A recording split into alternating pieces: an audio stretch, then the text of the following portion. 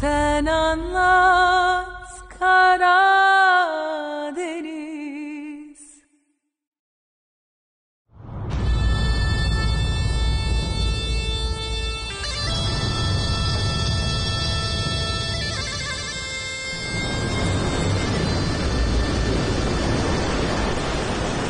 وقتی سوار کشتی بودم بابام بهم گفت مثل دریا سیاه باش، سرکش باش، مثل همین دریای سیاه. این دریا توقف ناپذیره، همین جور عمیق باش.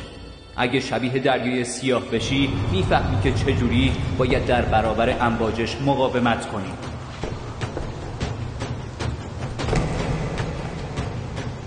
بابا جون، مگه میشه اینجا متولد بشی و شبیه این دریای سیاه نشی؟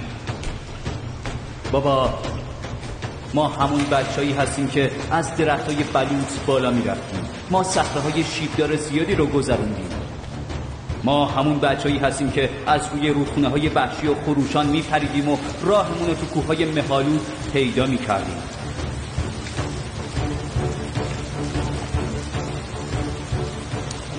بابا ما میدونیم که چجوری باید جلوی امواج دریای سیاه مقاومت کنیم، ولی چیزی که نمیدونیم اینه که چجوری میشه جلوی خیانت به جهان مقاومت کرد. چجوری باید با آدمایی که به این دریای سیاه میان بدون آسیب رسوندن بهشون برخورد کنیم.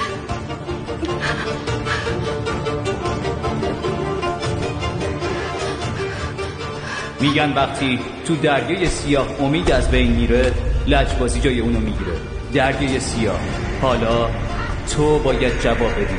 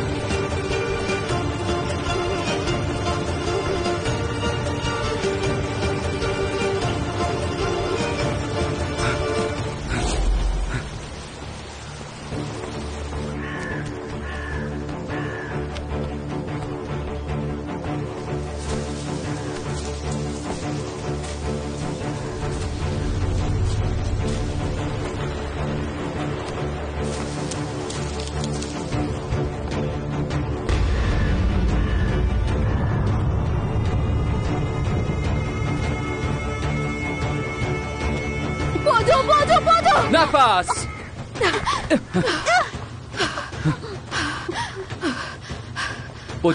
بدو از این طرف.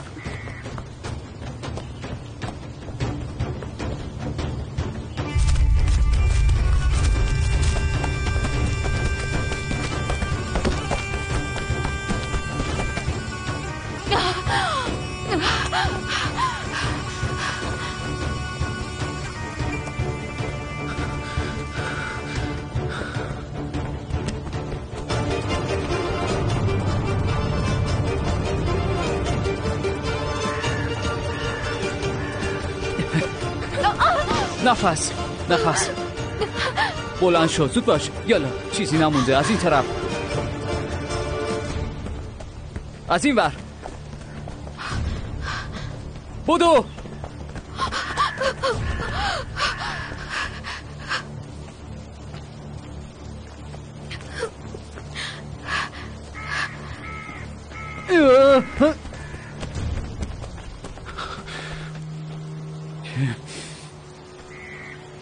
نفس. هیگیت، شما حالتون خوبه؟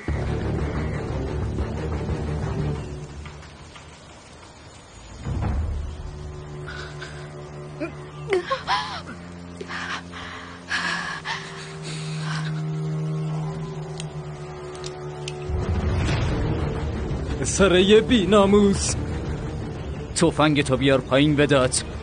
تو همسر و پسرم رو دزدیدی طاهر و تا جون تو نگیرم این تفنگو پایین نمیارم.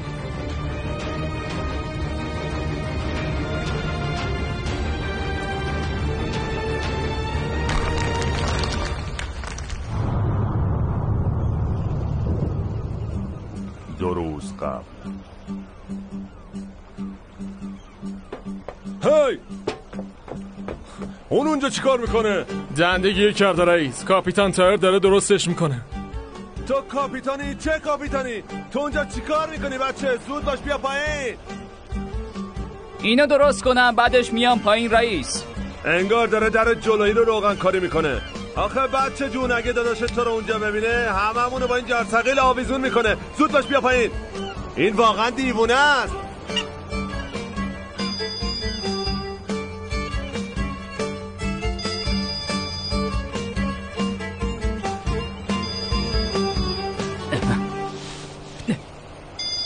چیه؟ چه خبره؟ جر دادی گوشیمو. تو داری با من اینجوری حرف میزنی؟ داداش تویی؟ داشتم شن میکشیدم که یهو دنده گیر کرد. چرا؟ چیزی شده؟ تو بازم رفتی اون بالا؟ مگه من بهت نگفتم اون بالا نرو؟ کسی دیگه اونجا نبود؟ بازم بی موقع دهنم باز کردم. خیلی خوب الان میام پایین. چرا بهم زنگ زدی؟ چرا زنگ زدم؟ مگه قرار نبود ما بریم استانبول؟ اون کشتی رو ول کن و بیا اینجا. باشه الان میام. باشه. استانبول برم چیکار؟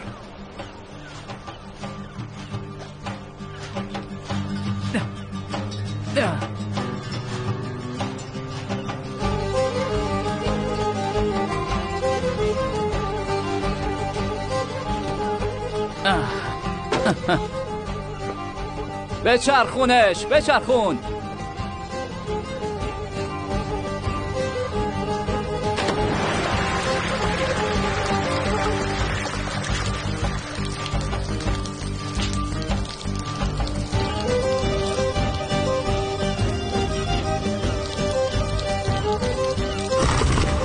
کاپیتان میشه نگهداری؟ من پیاده میشم. از دست تو. مگه این مینیبوس دیوونه؟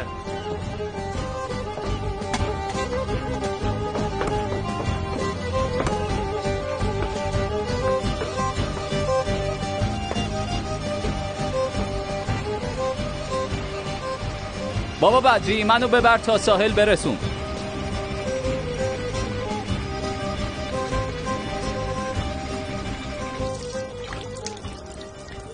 بابا مامان و مامان بزرگ بازم دارن با هم دعوا میکنن.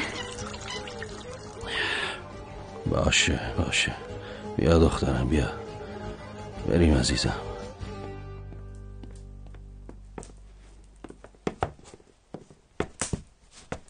اون چاقو رو بده به من تا زبون این آشغالو ببرم بدم دستش. اگه دست تو بود گلومو میبریدی، ولی بعد شوهرم حسابتو میرسید. هیچ کاری هم نمی کنه. قبل از 40 یه زن دیگه برش میگیریم.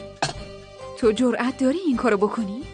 از تو گور میام و همتونو خفه میکنم میبرم پیش خودم. اینجا چه خبره؟ شما چتونه؟ مصطفی مگه قرار نیست با هواپیما بریم استانبول؟ آره با هواپیما میریم. نه که قبلا همش رو کوههای بابات با هواپیما پرواز میکردی؟ عادت کردی دیگه. چشم حسود کور مصطفی عادتم داده. این تویی که نتونستی به هواپیما عادت کنی. من نه مگسم نه پرنده، چرا باید عادت کنم؟ من سوار اون تابوت آهنی نمیشم. خب نشو. شوهرم میره چون استانبول جلسه داره، میخواد بره قلعه یه دختر رو ببینه.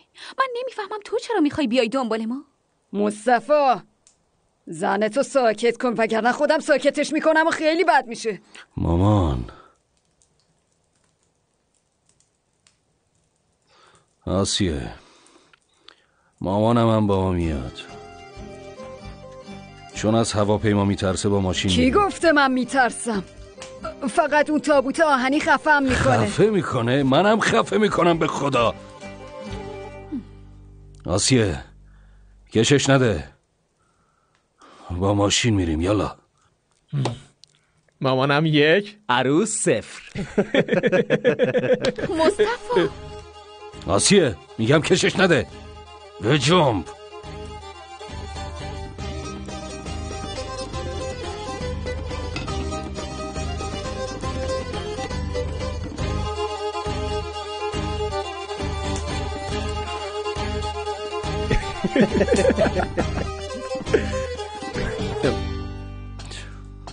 از دست اینا.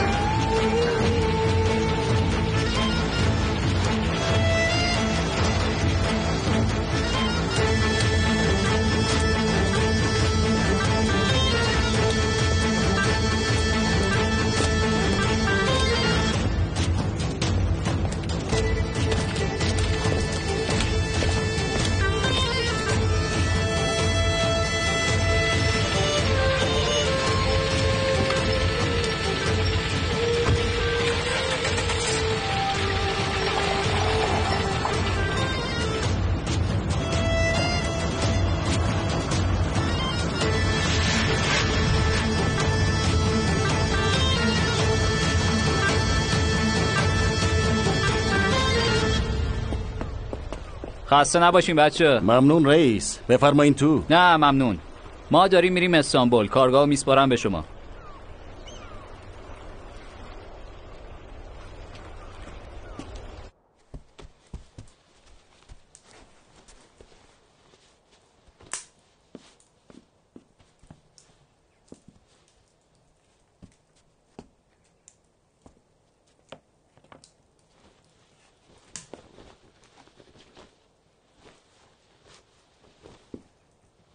به چی نگاه میکنی مثل دیوونه ها؟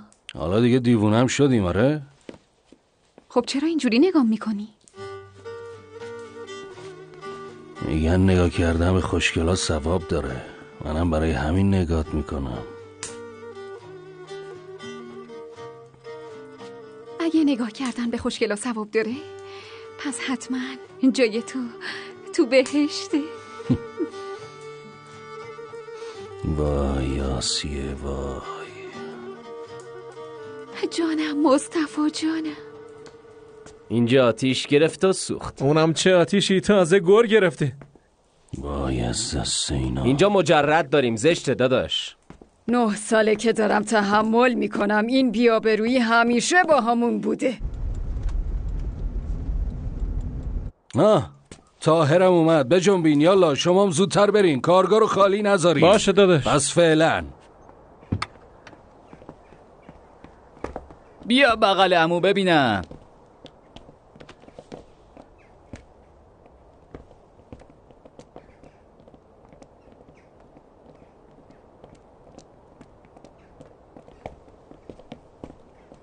از استانبول که برگشتیم خودم برات یه عروس درست و حسابی پیدا میکنم. وای خدای من، هنوز درگیر عروسی؟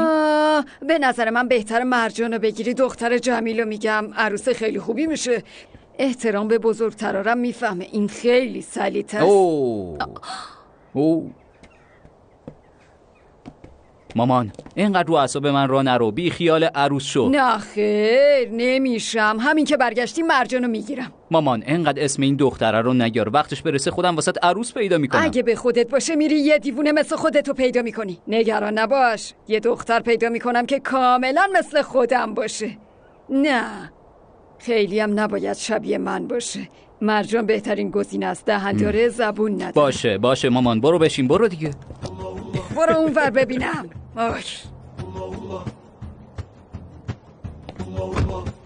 نیشتونو ببندین. سیا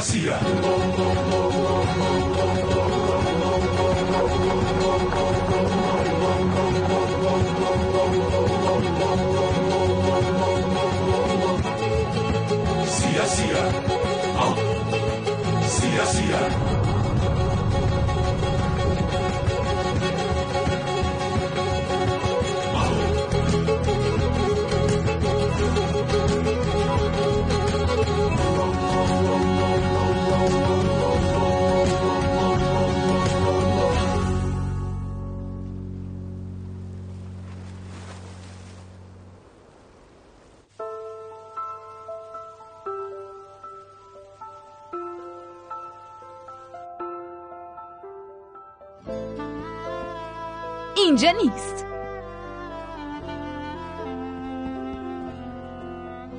اینجام که نیست. هیچ هیولایی تو این اتاق نیست، پس نباید بترسی پسرم. گور کوچولویی که زیر نور ماه میخوابه از هیچ هیولایی نمیترسه. هیولا اینجا نیست مامان، اون اونجاست. ما راجع به چی با هم حرف زده بودیم؟ تو این قلعه جنگجوتر از همه هیولاها منم.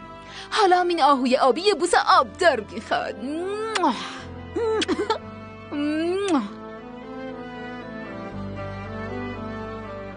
شب بخیر یکی دونه. شب بخیر مامان جون. نفس.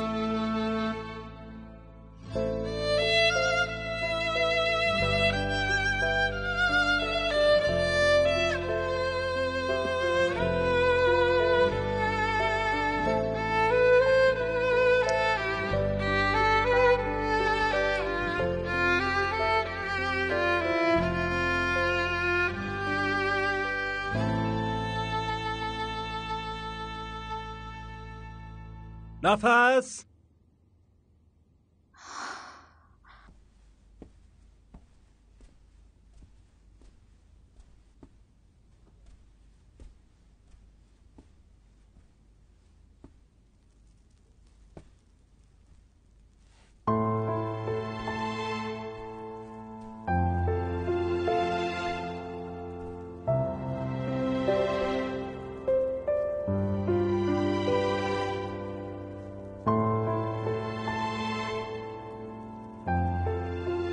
اینجا چه خبره؟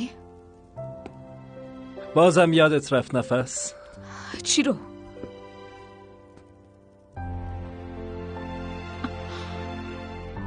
سال روز آشناییم.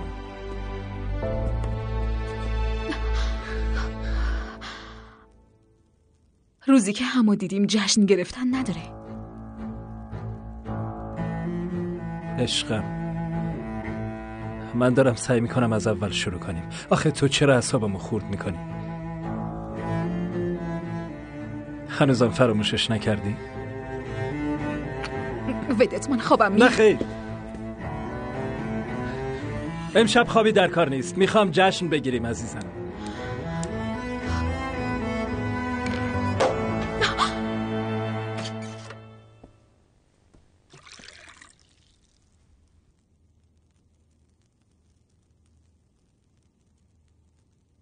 به سلامتی روزی که مال من شدی.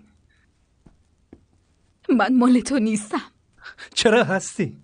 نیستم، هیچ وقت مال تو نبودم. تو مال منی، زن منی، تو مادر بچه منی. بهتره از سر کردن زندگیم دست برداری.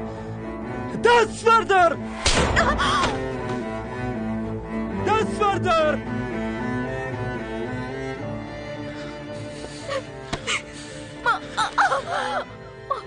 تو احمق دوباره همون کاری که میخواستی رو کردی. من میخواستم با هم آشتی کنیم اما تو قبول نکردی. خیلی قدر نشناسی. خیلی نمک نشناسی. گم شو، گم شو، برو گم شو. کاری نکن که بکشم تو، بچم بی مادر بشه. پسرم،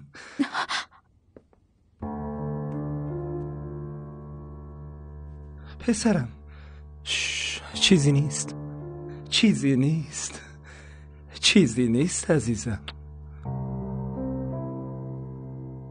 تموم شد، تموم شد. فقط یکم با هم دعوامون شد. باشه؟ معذرت میخوام. هر دومون معذرت میخوایم، مگه نه مامانی؟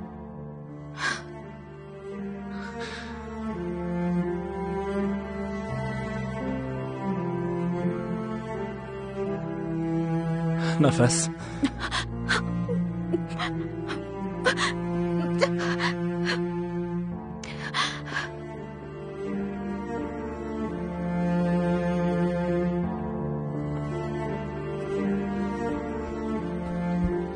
عزیز دلم،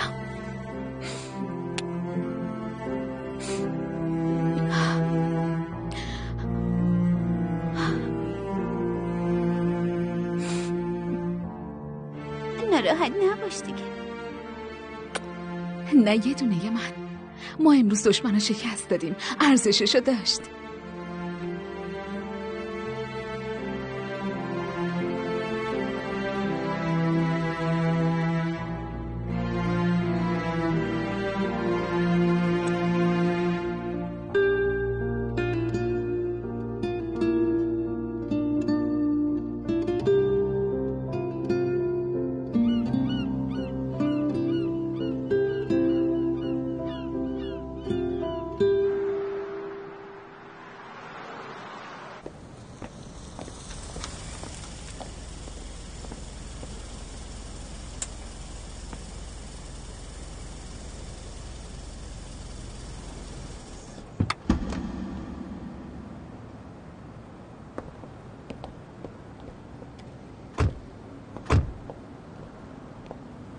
شما کجا میایین؟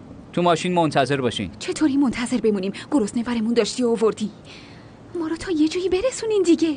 میریم صبحونه میخوریم. کجا برسونن؟ اگه مصطفی پیدات کنه همونجا وسط دوتا پل گم میشی و دور خودت میچرخی.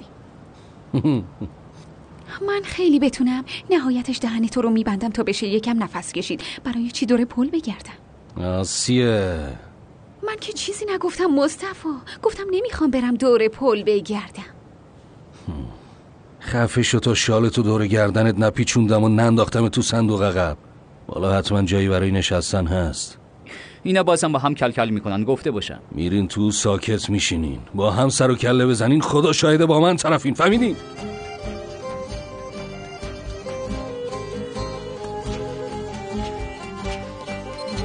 خوش اومدین.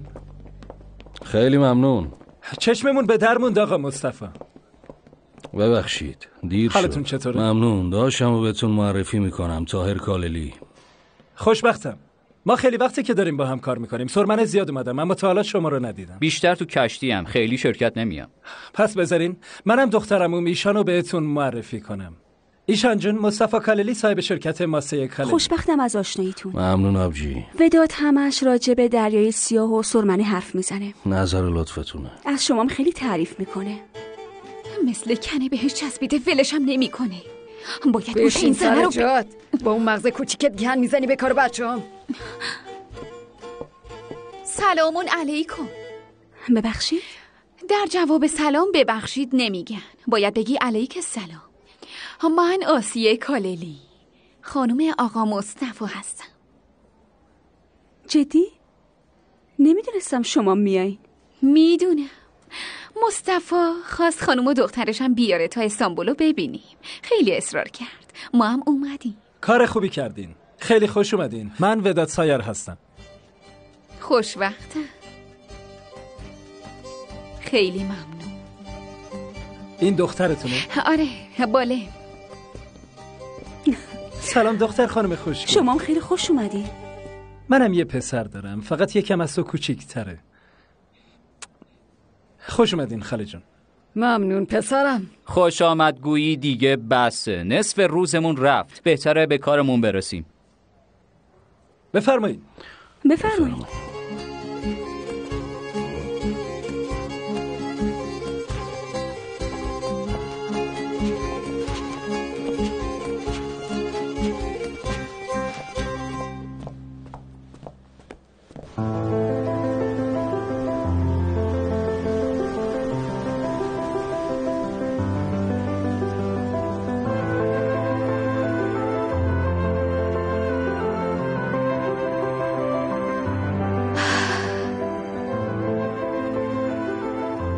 خیلی خوب آقا گرگه، ما باید 3 بار دور آقا شیره بچرخیم.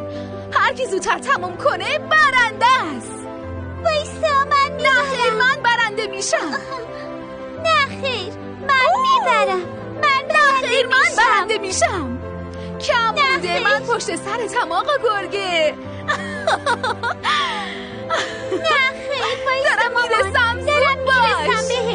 سب کن، من میبرم. بازی داره تموم میشه، زود باش. الان میبرم. هورا، من بردم جانمی جان. نه خیر، قبول نیست، بازی تموم نمیشه. جیر نزن آهوی لباس قرمز. خب چی کار کنم؟ فاصله کمه و اسبم تندتر از این نمیره. باید تا سر کوچه با هم مسابقه بدیم. این دفعه من میبرم. خیر من برنده میشم. نه خیر من برنده میشم. گفتم من این دفعه خودم میبرم. من میبرم. پس بجون دیگه. برنده شی. بجون عزیزم بجون. نفس خانم شما نمیتونین برین بیرون. آقا نجیب تا سر کوچه میریم و برمیگردیم. نمیشه، این دستور آقا وداته. اینقدر جلوی من وداد نکن.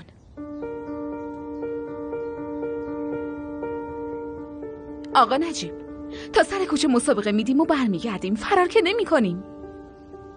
نمیشه نفس خانم، ما هممون میشناسیمه. تا در رو باز کنی به فکر فرار میافتی. دوباره ما رو ننداز دنبال خودت. بفرمایید. مامان جون میریم اطراف خونه مسابقه بدیم باشه؟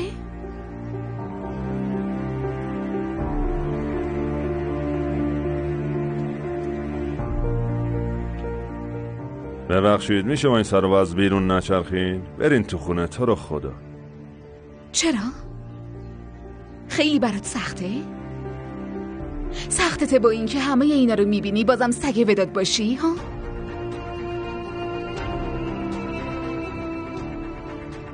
انگار فقط منم که نتونستم عادت کنم. شما به اطاعت کردن عادت کردین.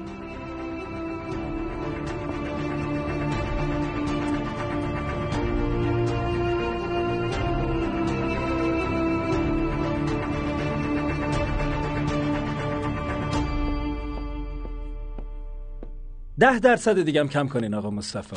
قبل از اینکه قرارداد امضا کنیم بودجه رو بررسی میکنیم. نیازی به این کار نیست آقا وداد. ما یه جای بزرگ داریم. کارگرامون هم شبانه روز دارن کار میکنن و جدیدن یه کشتی هم خریدیم. چون قرار مبلغ زیادی پرداخت کنیم. این قیمت نهاییه. اما آقا مصطفی ما هم داریم شناتون رو قبل از اینکه الک کنیم میخریم. خب این بارم این مبلغ نهاییه. به آقا وداد هم گفتم. آقا طاهر شما هم در این مورد با برادرتون موافقین؟ اگه راستشو بخواین من هیچ وقت رو حرف برادرم حرف نمیزنم. تو روستای شما برادر کوچیک حق حرف زدن نداره؟ چوپان منم ولی صاحب گله برادرمه. حرف اونه. پس چوپان به چه دردی میخوره؟ خیلی کنجکاوم بدونم. چوپان شغلایی که میان تو روستا رو از بین میبره. خیلی خوب فهمیدم کاللی کوچیک. داداشت همیشه میگفت چونه زدن رسمه. منم خواستم شانسمو امتحان کنم. امتحان کردی ولی نشد. بهتره زودتر کارهای قراردادو تموم کنیم. دخترم پایین منتظره و من بهش قول دادم میخوام استانبولو بهش نشون بدم. بذارین یه چیزی بگم. بیشتر از این دخترتون رو منتظر نمیذاریم. شما برین با هم بگردین. بعدش هم میخوام همتون برای شام بیاین خونه ما. راستش این قراردادو اونجا امضا میکنیم. نه نیازی نیست. خواهش میکنم. شما گردن من حق دارین. بعدش هم من هر وقت میام سرمنه داداشت از من حسابی پذیرایی میکنه. آقا مصطفی حالا که خانم و مادرتونم هست اگه نیاین ناراحت میشه. دخترتونم کلی با پسرم بازی میکنه. نه آقا وداد ما راهمون دوره. نه هیچ اعتراضی قبول نیست. الان به خانمم زنگ میزنم. اونم حتما خوشحال میشه.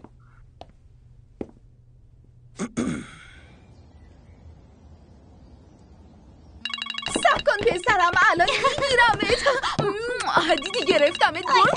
آقا وداد زنگ زدن. مامانی تو برو نقاشی بکش. منم الان میام پیشت باشه؟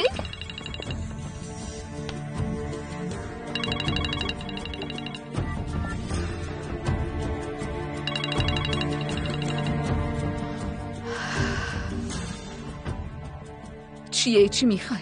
الو عزیزم. به من نگو عزیزم. منم دلم برات تنگ شده بود عزیزم. چی میخوای بگی؟ بگو.